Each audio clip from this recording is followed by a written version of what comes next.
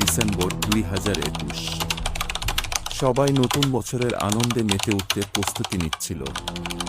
মুম্বাইয়ের 19 বছরের জাহ্নবী কুকরেজার জন্য এই দিনটি বিশেষ ছিল, কারণ সেদিন তার বাবার জন্মদিন ছিল।